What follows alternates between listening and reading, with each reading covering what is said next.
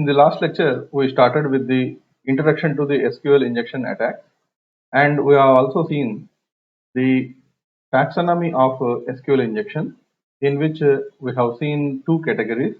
One is error-based SQL injection, and another is the blind SQL injection. In the error-based SQL injection, the attacker will try to get some error messages returned by the database. That means he will inject the data in such a way that he will always try to obtain some error information from the database. Based on the error information, he may go for a guess that what type of database the web application or the backend is used, and what are the different tables available, or what are the fields available, or who is the user of that system. So these kind of things attacker will try to gain. While coming to the blind SQL injection attacks, that means here the attacker won't expect any returning of the error messages. However, he will try to get information such as the database versions and the operating system used, and the operating system commands that can be executable. So these kind of things will be checked by the attacker in the blind SQL injection. Today, we'll see this SQL injection methodology. Unlike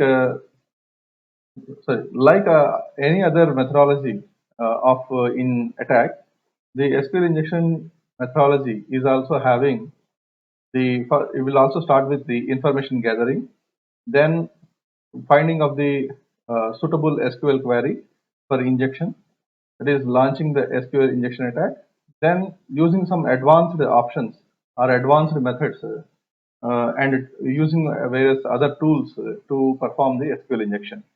So these are the three steps that need to be carried out in the SQL injection methodology. The first step is information gathering. First of all, we are supposed to gather as much information as possible related to the database. So this may be done via trial and error basis or via analyzing the web-based get and post requests. Identifying the data entry path by analyzing the web get and post requests. This can be done via Brubsuit or tamper data. These are the tools that are available for getting this information. Then you try to extract the information through error messages such as database information, error information, user information, operating system information, and all other technical information. You are supposed to get it. If the error messages are not obtained, then try using the blind injection method. So with this, you are supposed to determine the database engine types. So what type of database they are using in the backend, that need to be determined. The reason is the type of query that you will frame will differ from database to database. Okay. So in MySQL, you will use a type of SQL query that may not be suitable directly on the Oracle database. So you are supposed to get the information like this.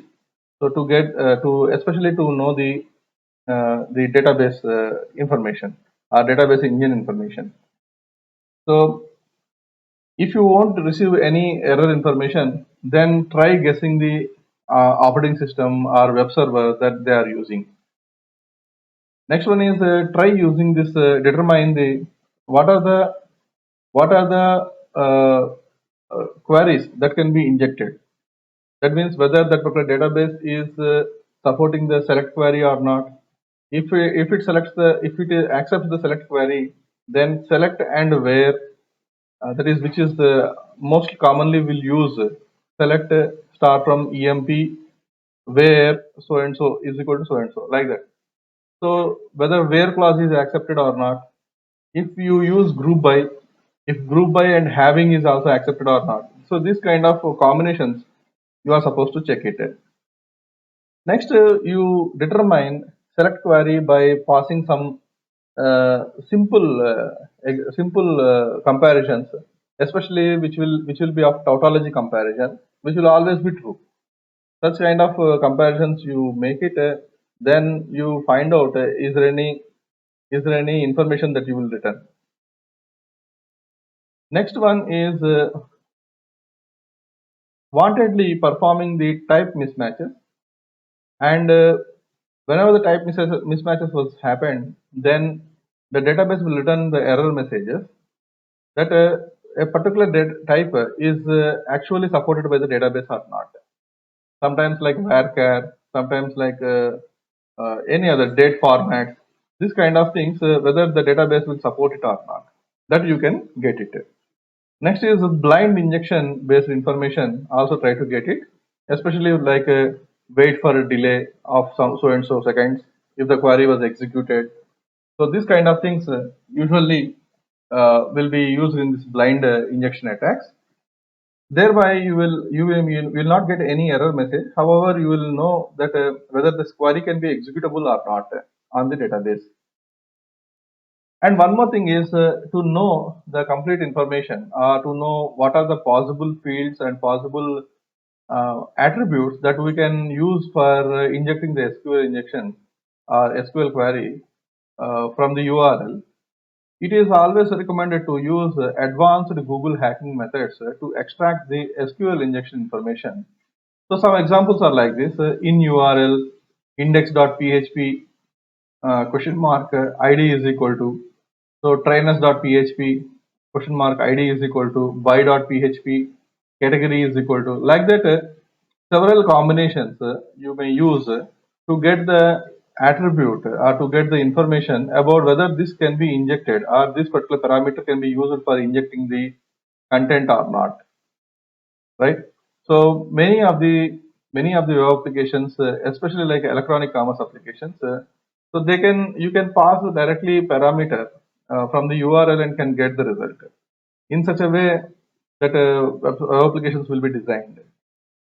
So many of the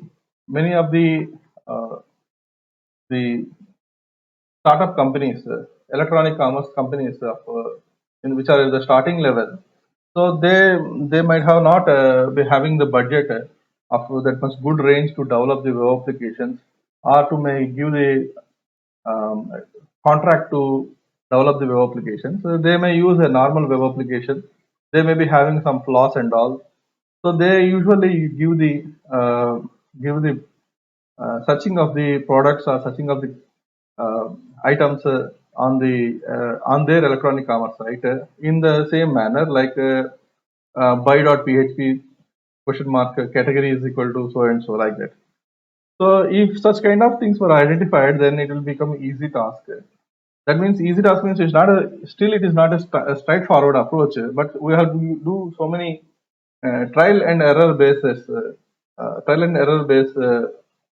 exercises to know more information.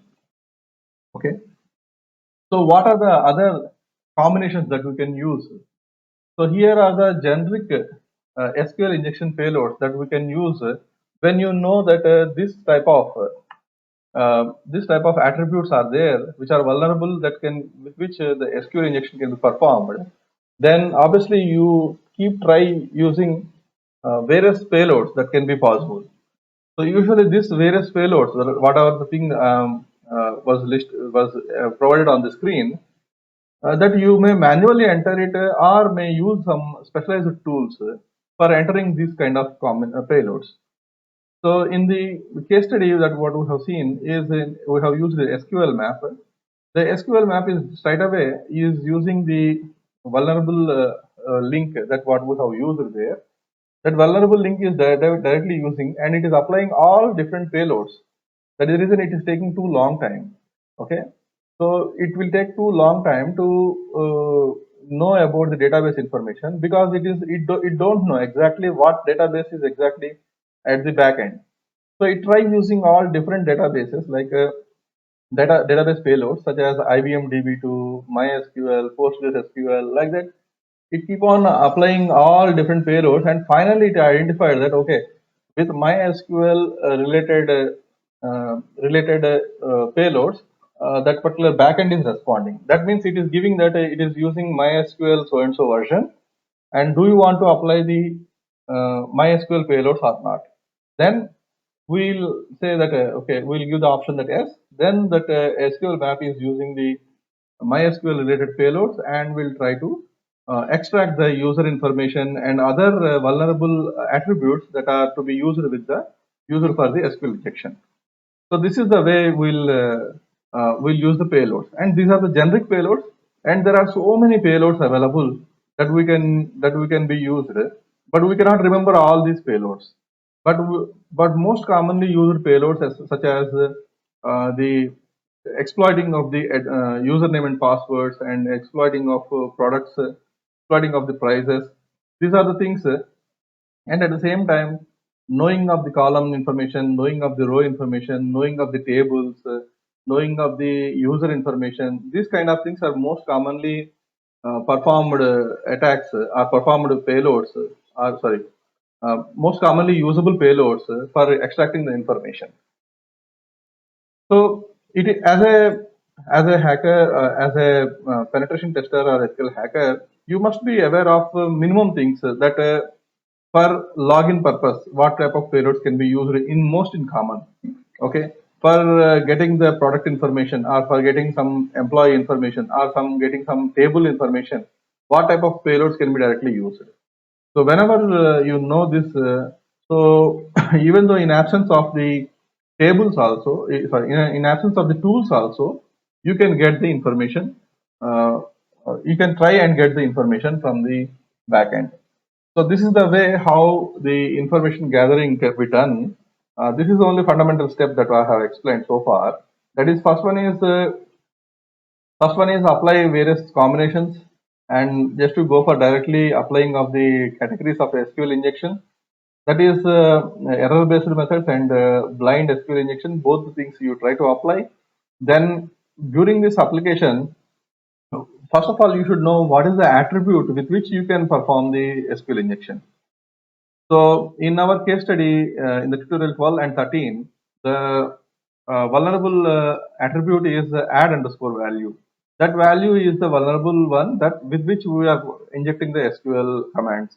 So in like that, here you are supposed to identify which variable or which attribute is there that with which we can perform the SQL injection. So for that, you may go for advanced Google hacking methods, or you may go for using of this prep suite or tamper data tools to get the attribute information that is passing via get or post requests. Then you try to use various payload options like this. So here, what do you call single quotes, double quotes, a special single quote, special double quotes, comma symbol. So like that, various options are available. You may go through this, and also I have given the reference link below. You may go through this, and also you may check out what are the different payloads that you can use manually. And one more thing is, as the backend was developed with or maybe used by web applications, different backends may be used by the web applications. Like they may use MySQL, MS SQL, or MS Access, which is available with the Windows MS Office, Oracle DB2, PostgreSQL. So, but in all these databases, the framing of SQL query differs.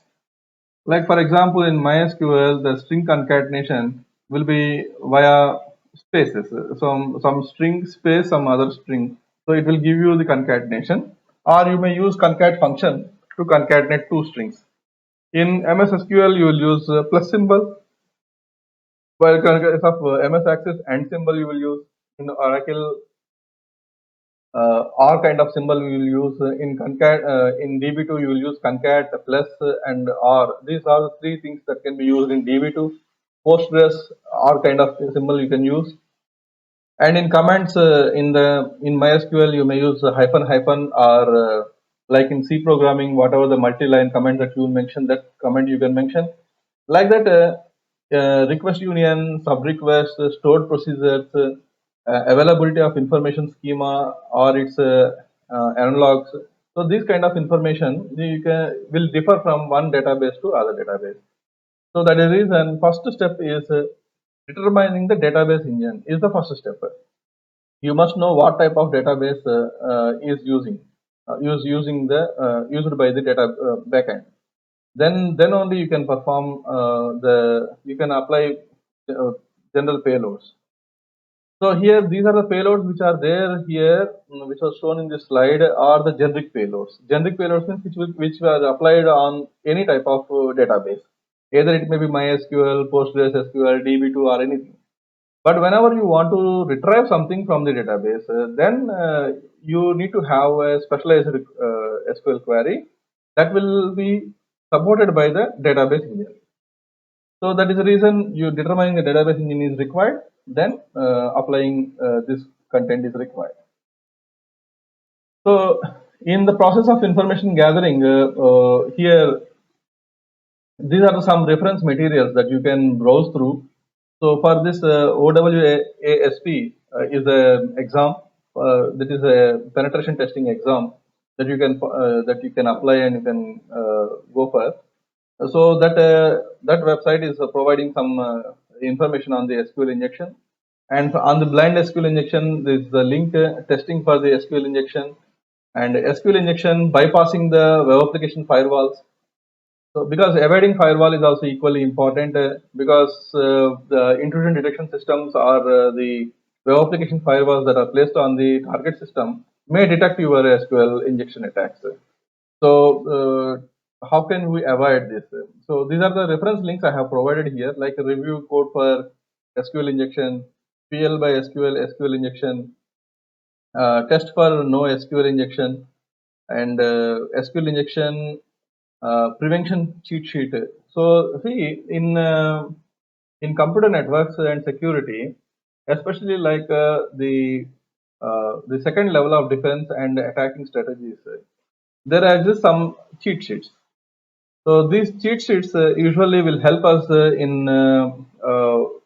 they will come handy, and you can just to go through that particular cheat sheet, and you can easily remember the basic options that are available with any tool. So that will be like a ready reference kind of thing. Cheat sheets will be available. You may also go through the cheat sheets and you can save it, and you can take the print and keep with you daily. You can go through that and you can practice. So this kind of cheat sheets you can also download. There are some references I have provided. Uh, you may go through this, and at your free will you may practice these uh, queries or this kind of information that is provided in these references, and also may use the payloads and tools that are used here. Attack initiation is nothing but once you know once you determined what is the vulnerable attribute, what is the database engine, and whether what type of queries that particular system or data backend is accepting. If this kind of information is known to you, then you can start performing the attack. Assume that you have come to know that ID is a vulnerable attribute that is with which you can perform the SQL injection. Then you use like this http colon slash slash some site.com slash default.php ID is equal to 1. So next is ordered by 1. Okay, ordered by 1. So this will return the number of columns in the database table. Usually it will give you an error code kind of thing on the screen. If the database respond to this query, then on the screen you will not get anything, some number you will find. So usually that number is not the error code. That number is the number of columns in the database table. Which database table it is? Whatever the database table, that the ID need to be checked. Okay. So if the ID is present in some products database, then whatever the database columns or the number of columns that are available in that particular products table will be returned. And you may feel that this is an error code, but it is not an error code. Some number will be shown onto the screen. So assume that some number 8 was represented on the screen or shown on the screen. That means 8 columns are available in the database table. To confirm the columns, use the query given below. You want to confirm whether really 8 are there or not. Then what you do is same ID vulnerable attribute that you use it. ID is equal to -1 union select 1 comma 2 comma 3 comma 4 comma like that 8. Then it will give you some content on the screen. If some content was shown on the screen, then you can confirm that okay, this particular table exactly consisting of 8 columns. Okay, then start injecting some more values to get more information about the database. Like same use the same vulnerable attribute that you have identified, that is ID is equal to -1 union select 1 comma 2 comma at the rate version comma 4 comma 5 comma 6. So here at the rate version is one that which will return the version of the database engine. Okay, like MySQL 5.0, 5.1.0, 5.0.2, like that. What is the version of the database engine is there, that will be returned. To obtain the list of databases available, then you can go for schema. So that schema can be obtained like this: union select 1 comma 2 comma group concat schema underscore name 4 comma 5 comma 6 from information underscore schema dot schema, so table. Like that you try to inject the query like this and to get the information about the databases that are available in the backend. And to determine the current database, so the current database can be determined like this: union select 1 comma 2 comma concat database 4 comma 5 comma 6. So it will return the current database name. So there may be several databases that may be generated by the in the backend. So they may use a particular database for particular operations. So obviously, this concat of database will give you the current database that is used by the application. And to get the current user, concat of user, then the current user you will get it. Whether he is an admin user or any other user, you will get it. Then to get the tables, previously we have seen to get the columns, now we will get the tables of the corresponding database. Then use this particular query, like sometime this -1 union select 1 comma 2 group underscore concat table name. So this thing will give you the tables that are available in the database. And one thing you remember, whatever I am writing here are pertaining to the MySQL database. Okay, this query structure or this injection structure may differ from one database to other database. With the tables presented, you will target the user tables. So, like this, in our case study, we have seen dump the tables. So, in the table ODM underscore user, ODM underscore accounts, ODM underscore something, like that, some around 9 to 10 tables were listed there. In that we have used ODM underscore user table, and we try to dump the usernames and passwords. Thereby we got the webmin and guest user. These two are the users we identified under ODM underscore user, and corresponding passwords in the MD5 format. Then that particular MD5 format passwords are trying to we try to recover it via performing the dictionary based attacks via John the Ripper and the hashcat. But since it is a dictionary based attack, if the content is available or if the related string is available in the dictionary, then only this particular password can be cracked. So we have used alternatives, and finally we got the password as webmin 1980 in the vulnerable OS v2 case study. So like that, getting the user details, getting the table details, that can be extracted. So because the vulnerable OS v2 operating system is using the Open Document content management system, the Open Document content management system of version 1.2.7, that what we have seen in the case study, is using is vulnerable and having the SQL injection problem in that. So that particular SQL injection problem directly we have picked up, and we have supplied to the SQL map and got the results, right? So this is the way the SQL injection attack with various options are need to be injected, and whatever content I am showing so far is pertaining to the MySQL. And what are the different SQL injection tools that are available? As we are discussing now, SQL map is a very powerful tool that you can use with various options. and this is freely available in Kali Linux, and you may make use of it at the maximum level best. Next is JSQL injection, BBQ SQL, that is blind SQL injection exploitation, no SQL map, white widow, DSSS, explore blind SQL, and here in the below I have given some references, that is marathon tool, SQL power injector, Havage, SQL brute, SQL get, SQL pack. So these are the tools that you can run on Windows operating system also. So you may go to these websites, and if you want, you can download it. But sometimes, whenever you are downloading these tools on the normal operating systems, the operating system firewalls or security systems may reject you to download that. So you are advised to download these tools under this virtual machine, where you disable the firewall and connect to the internet and download it. So then only it will be downloaded. Anyhow, the Kali Linux operating system is having SQL map, so you can happily make use of this SQL map. Just to practice the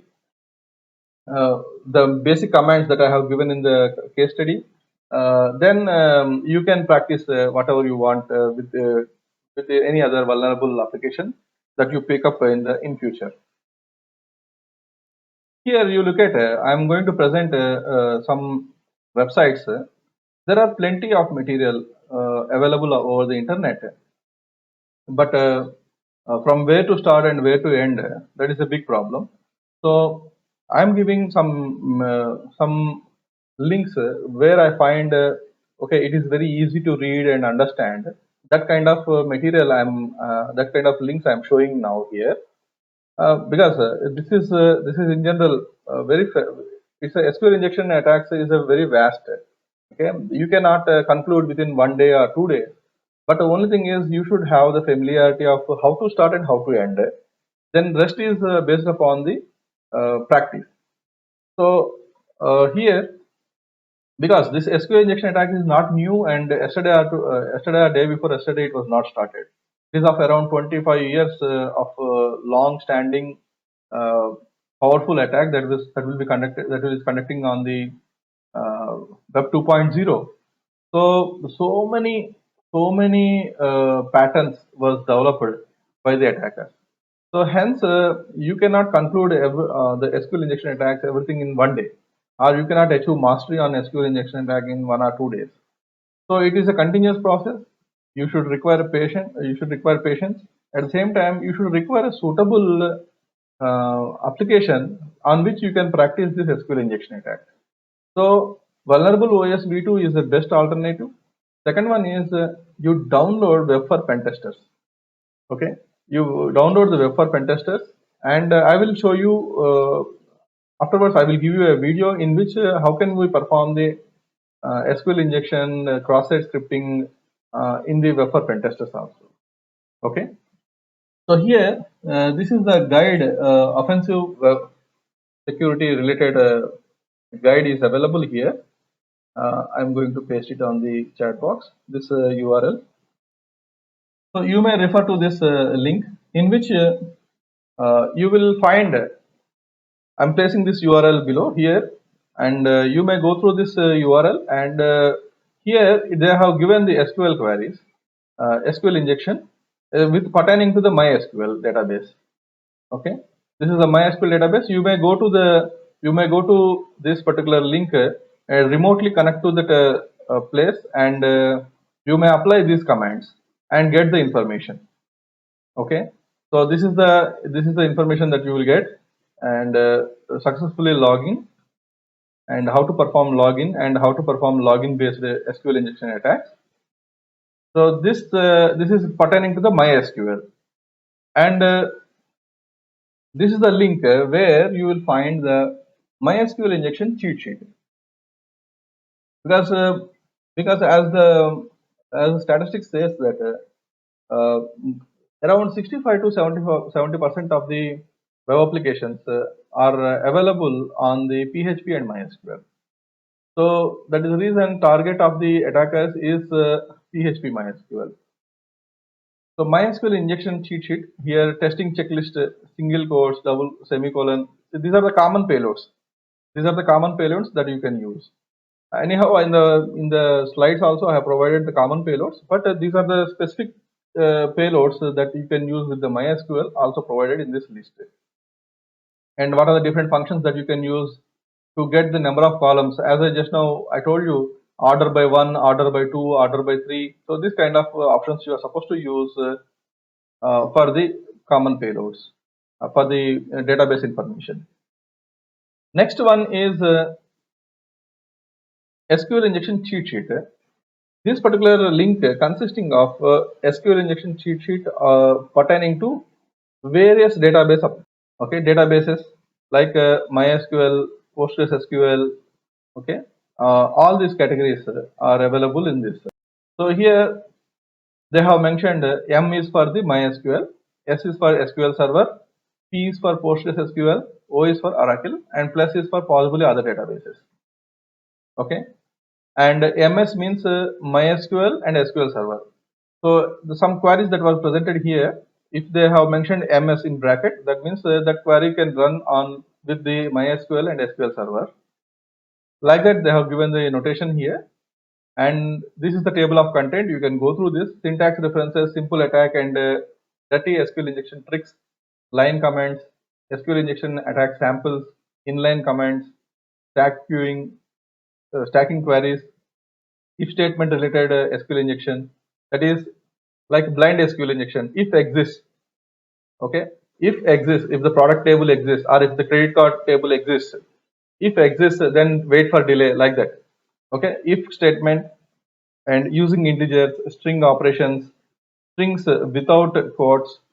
Okay, so like that, we have so many categories was mentioned in this particular site. You may go through this in your after this particular lecture. So comment out the queries.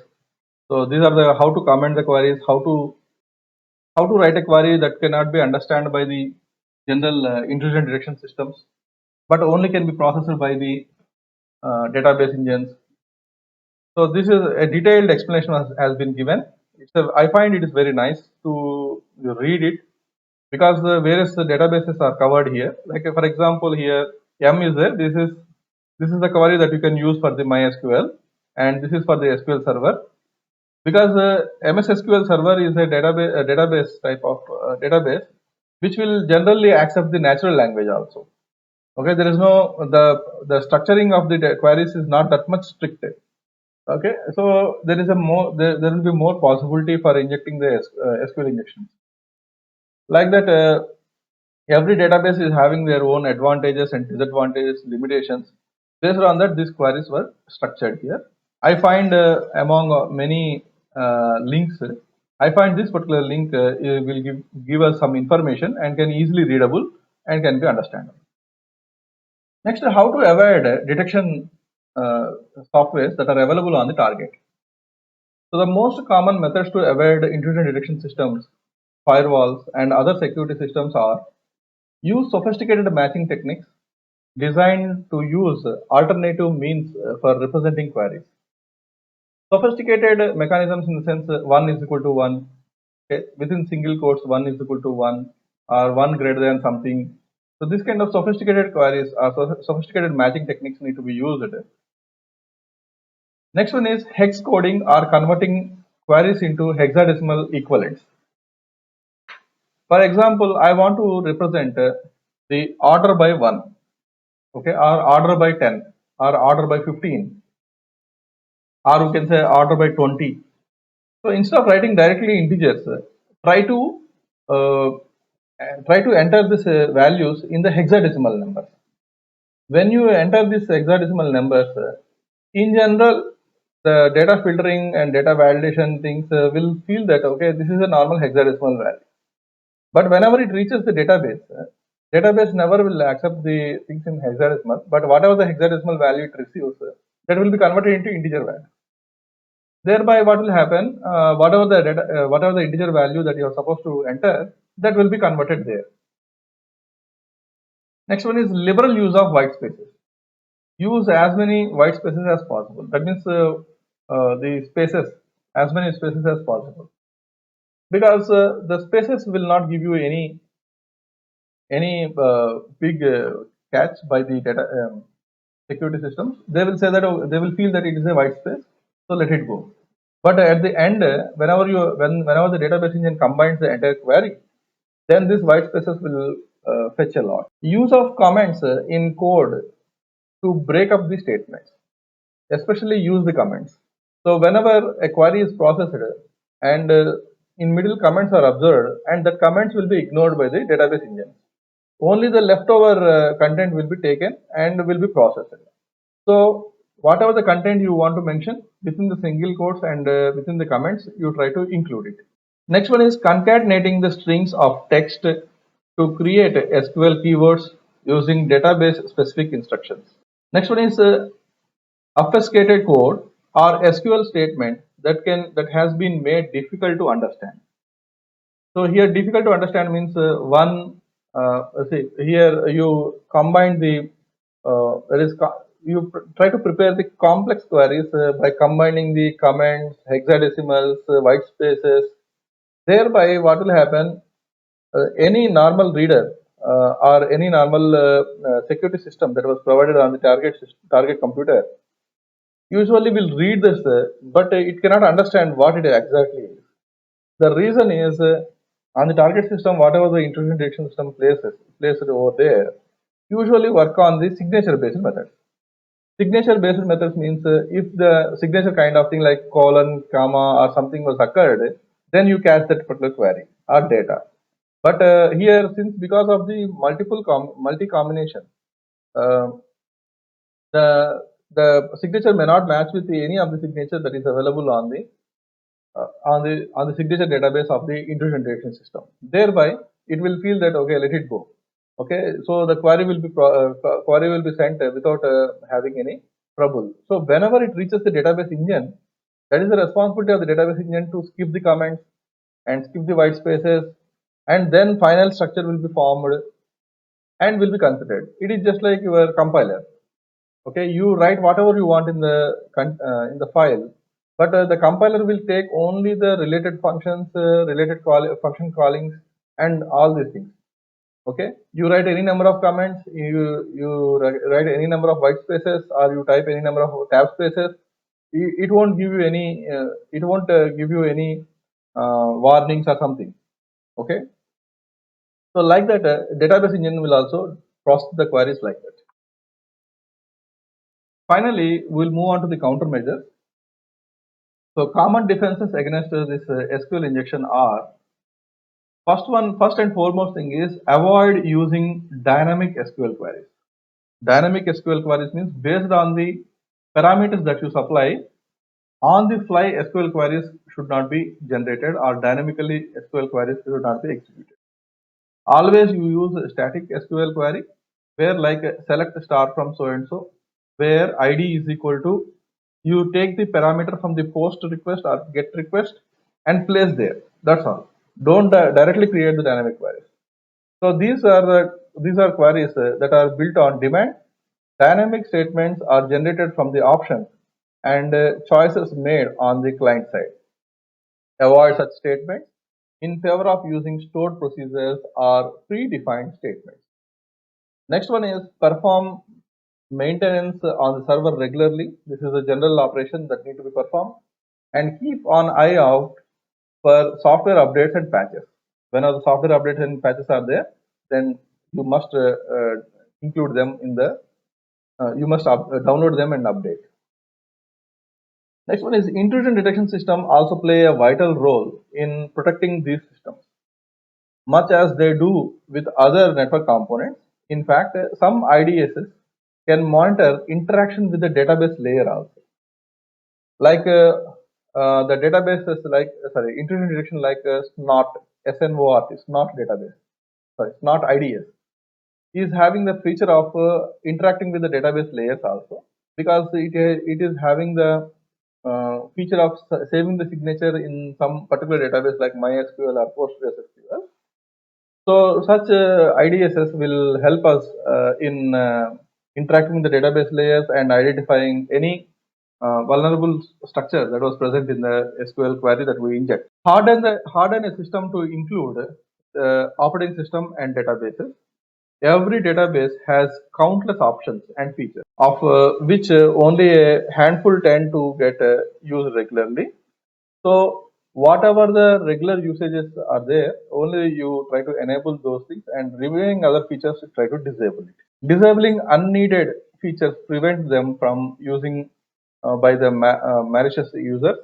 For example, the command shell of the Windows, like xp underscore cmd shell command, should always be disabled in database application unless until absolutely necessary. Whenever, if you enable it, you try to enable only for administrator, okay? Or whenever the administrator requires it, he may enable it and may use it, and may again he may close it. But always you keep the xp underscore command shell to be closed. Next is exercise least privilege and give the database and the application that attach to it only the access they needed and nothing more. Okay, so strictly maintain the access control.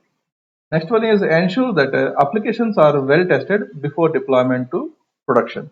Like perform the unit testing strictly, perform the integrated testing, perform the functional testing, perform the stress testing, because unit testing and integrated testing will reveal the information such as what are the vulnerable apps, and functional testing will reveal the type of query structure that database engine will respond or application will respond. Stress testing will reveal the information that the possibility of the denial of service. Okay, so like this, we have various testings and related information that you can get out of this testing.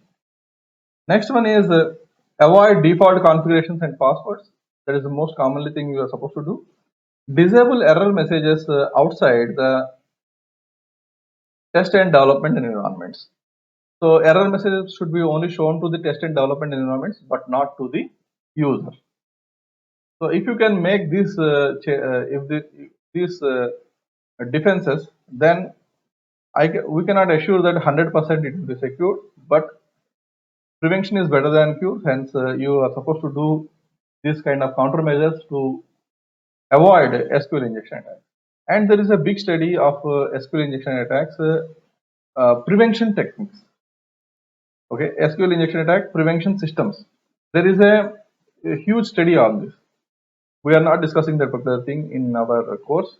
However, we have made a focus on the SQL injection attacks. Afterwards, I will post a video which consisting of various SQL injection attacks in live environment. How can you do it? Live environment in the sense by using virtual machine.